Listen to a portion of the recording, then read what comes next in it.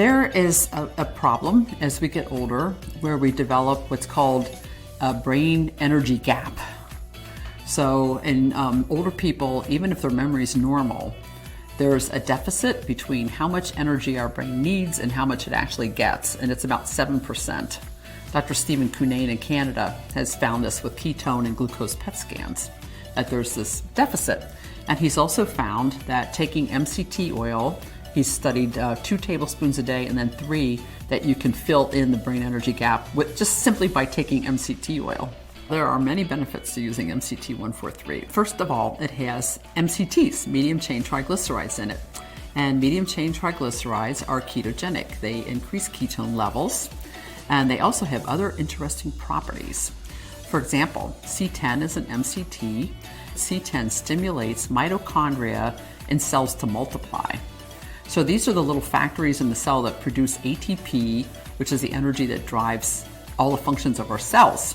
And so if you can increase the number of those little factories, you can increase the energy output of your cell.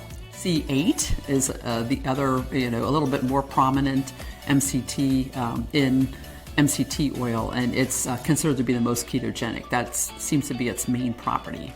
But the cool thing about MCTs is what is not converted to ketones in the liver is used immediately as fuel. So like the muscle part, the brain, can use MCTs directly as fuel as well. Another component of MCT 143 is the coconut oil. And the reason I kept that in is it has not only MCTs, but it has other fats. Lauric acid is half of coconut oil. And technically, it's kind of between an MCT and a longer chain fat. But lauric acid is antimicrobial. It kills all kinds of bacteria, viruses, fungus, and protozoa. And for example, it kills skin acne. It kills the bacteria that causes dental cavities. It can help control infections that might actually be occurring in the brain. One of the reasons I wanted to keep coconut oil in is because of this lauric acid. Well, another interesting thing about lauric acid is that it stimulates ketone production directly in astrocytes, which are brain cells that nourish other brain cells. And then the other ingredient, the third ingredient, is phosphatidylcholine.